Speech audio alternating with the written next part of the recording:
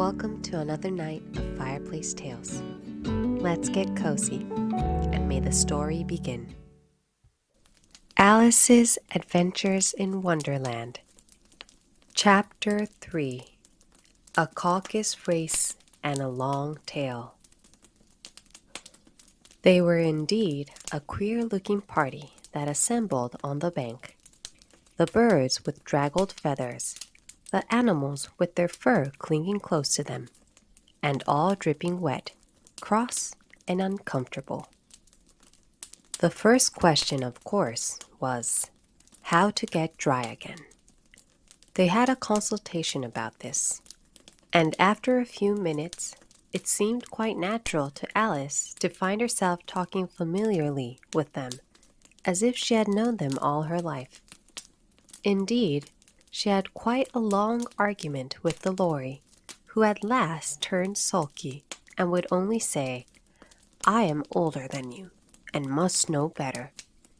And this Alice would not allow without knowing how old it was, and, as the lorry positively refused to tell its age, there was no more to be said. At last, the mouse, who seemed to be a person of authority among them, called out, "Sit down, all of you, and listen to me. I'll soon make you dry enough." They all sat down at once, in a large ring with the mouse in the middle. Alice kept her eyes anxiously fixed on it, for she felt sure she would catch a bad cold if she did not get dry very soon. "Ahem," said the mouse with an important air. "Are you all ready? This is the driest thing I know. Silence all round, if you please." William the Conqueror, whose cause was favored by the Pope, was soon submitted to by the English, who wanted leaders, and had been of late much accustomed to usurpation and conquest. Edwin and Morcar, the Earls of Mercia and Northumbria. "Ah!" said the lorry with a shiver. "I beg your pardon," said the mouse, frowning, but very politely. "Did you speak?" "Not I," said the lorry hastily. "I thought you did," said the mouse. "I proceed. Edwin and Morcar, the Earls of Mercia and Northumbria, declared for him, and even Stigand, the patriotic Archbishop of Canterbury, found it advisable." "Found what?" said the duck. "Found it," the mouse replied rather crossly. "Of course you know what it means." "I know what it means well enough when I find a thing," said the duck. "It's generally a frog or a worm. The question is, what did the Archbishop find?" The mouse did not notice this question, but hurriedly went on. "Found it advisable to go with Edgar Atheling to meet William and offer him the crown. William's conduct at first was moderate, but the insolence of his Normans— How are you getting on now, my dear?" It continued, turning to Alice as it spoke. "As wet as ever," said Alice in a melancholy tone. "It doesn't seem to dry me at all." "In that case," said the dodo solemnly, rising to its feet, "I move that the meeting adjourn for the immediate adoption of more energetic remedies." "Speak English," said the eaglet. "I don't know the meaning of half those long words, and what's more, I don't believe you do either." And the eaglet bent down its head to hide a smile. Some of the other birds tittered audibly. "What I was going to say," said the dodo in an offended tone, "was that the best thing to get us dry would be a caucus race." "What is a caucus race?" said Alice. Not that she wanted much to know, but the dodo had paused as if it thought that somebody ought to speak. and no one else seemed inclined to say anything. "Why," said the dodo, "the best way to explain it is to do it. And as you might like to try the thing yourself some winter day, I will tell you how the dodo managed it." First, it marked out a race course in a sort of circle. "The exact shape doesn't matter," it said. And then all the party were placed along the course here and there. There was no 1, 2, 3, and away, but they began running when they liked and left off when they liked, so that it was not easy to know when the race was over. However, when they had been running half an hour or so and were quite dry again, the dodo suddenly called out, "The race is over!" And they all crowded round it, panting and asking, "But who has won?" This question the dodo could not answer without a great deal of thought, and it sat for a long time with one finger pressed upon its forehead, the position in which you usually see Shakespeare in the pictures of him. While the rest waited in silence, at last the dodo said, "Everybody has won, and all must have prizes." "But who is to give the prizes?" quite a chorus of voices asked. "Why, she, of course," said the dodo, pointing to Alice with one finger, and the whole party at once crowded round her, calling out in a confused way, "Prizes! Prizes!" Alice had no idea what to do, and in despair she put her hand in her pocket and pulled out a box of comfits.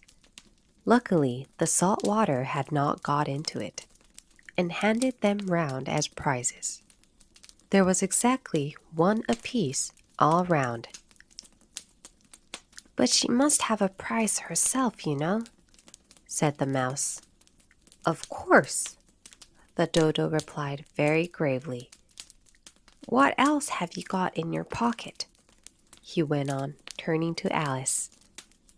"Only a thimble," said Alice sadly.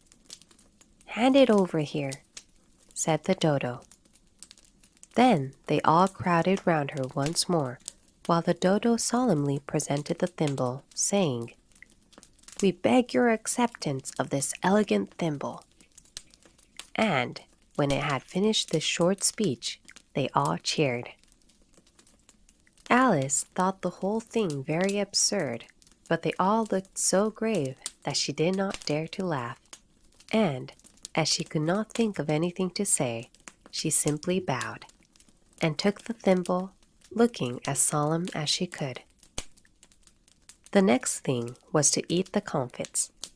This caused some noise and confusion, as the large birds complained that they could not taste theirs, and the small ones choked and had to be patted on the back.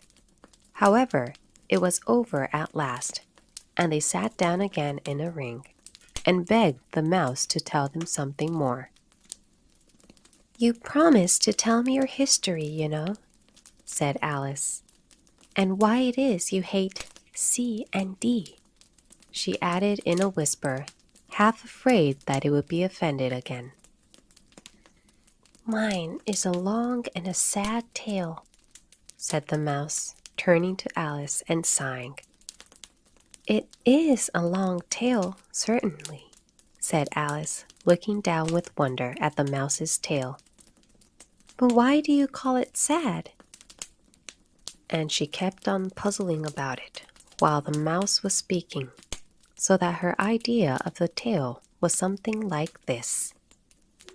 Furry said to a mouse that he met in the house, "Let us both go to law. I will prosecute you. Come, I'll take no denial. We must have a trial. For really this morning I've nothing to do," said the mouse to the cur. "Such a trial, dear sir, with no jury or judge, would be wasting our breath. I'll be judge, I'll be jury," said cunning old Furry. I'll try the whole cause and condemn you to death. You are not attending, said the mouse to Alice severely. What are you thinking of? I beg your pardon, said Alice very humbly. You had got to the fifth bend, I think.